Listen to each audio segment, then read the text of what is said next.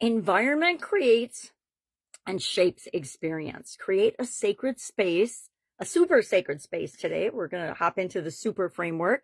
Sharon Horne-Ellstrom here. Welcome to day 236 of our Supersize You Annual Challenge. Every day this year, we're doing something to make us a better human being, to help us be a better version of ourselves.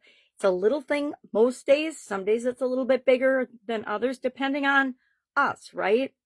Depending on where we are in our experiences and our situation will determine if some of the things I share are challenging for us or not. Guess what? Some of the exercises that we do are challenging for me, and I've been working on this stuff for a couple of decades. So today, we're thinking about our environment, and we are going to create an environment for ourselves, a sacred environment that shapes and allows us to have some quiet time, to have some peace of mind, to be able to actually think. I don't know about you, but I live in a pretty chaotic household these days, and it means it's even more important than ever for me to create and have my own sacred space, a space where I feel good, I feel safe, I feel protected, I feel quiet, I feel calm, and I can just breathe and think. Normally for me, that's outdoors. I like to go to the park and sit on my favorite bench that overlooks the entire city that I live in and has a view of the river. It's amazing. And I can just sit there and I can ponder and I can think and I can be at peace and quiet for a few minutes of the day. So why is this important? Our physical environment affects us, whether we believe it or not. It affects our everything state, our moods, our emotions, our thinking, and our spirit, the core of who we really are and who we want to be and how we want to show up in the world. Chaos creates spiritual noise and gets in the way of our signal of tapping into the bigger version of ourselves, our higher self, our whatever you happen to believe in.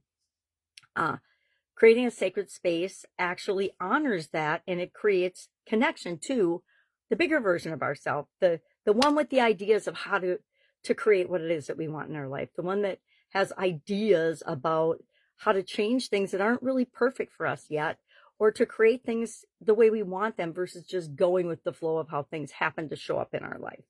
Sacred space can be anywhere. It can be a corner of your house. It can be in your, okay, this is a really revealing secret.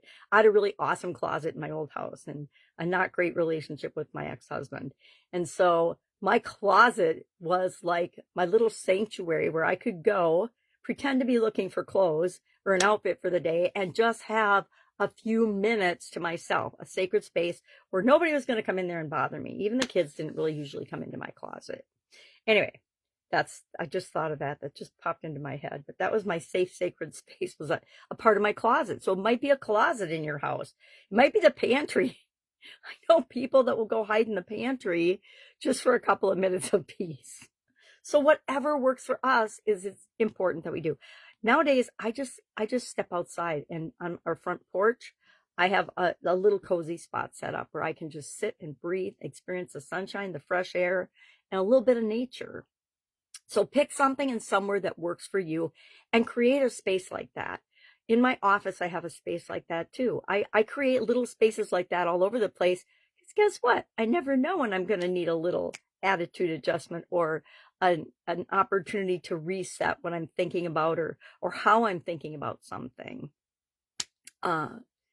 Intentionally creating a space for spiritual practices removes the barriers to being consistent and actually showing up and doing it every day. If you have a dedicated space, hey, this is where I go to meditate every day. This is where I go to pray every day. This is where I go to feel good and actually dream about how I want my life to be and presuppose it so that I can bring it into, I can manifest it or bring it into creation. I can bring it into my life.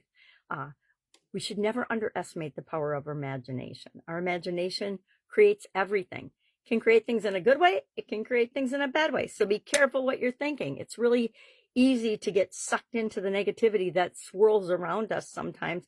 And that's why it's so important to protect our environment and make sure we're choosing the people we hang around with. We're choosing the situations that we physically put ourselves into.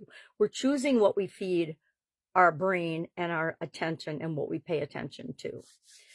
So what are we going to do with this for today? Today, I challenge you, if you do not have a space, a sacred, safe, quiet space, I say quiet because quiet's important to me. It might not be important to you. Maybe it's a place where you go listen to music. Maybe it's in your car. I will tell you, for about 12 years, for 15 years, my sacred space was in my car to and from work. Why? It was literally the only time I had any peace and quiet in my entire life. When my kids were little, it was absolutely crazy running through our lives and running through my life, because I was the one that ran them around the most for their sports and for their entertainment and for snowboarding and skateboarding, whatever they were interested in at the time. So what are we going to do today? We're going to make sure we have a space. If you want to share a picture of your sacred space, that would be awesome, so we can learn from one another and get ideas. I have a couple. Like I said, there's a sacred space in my bedroom. There's a sacred space in my recording area, in my office. There's a sacred space outside. There's a sacred space in the park and different parks I love to go to. So pick what works for you. Share in the comments below if you've never created one, that you're creating one and that it's done when you create it. And then how it makes you feel to be there. Because I guarantee if you tap into how you will feel different in that space than you do outside of it. That's your challenge for today. Do you feel different in your sacred space than outside of it? Share in the comments below so we can learn from another. If you have any questions, hit me up and ask. Otherwise, have an absolutely marvelous day, and I will, of course, be with you tomorrow.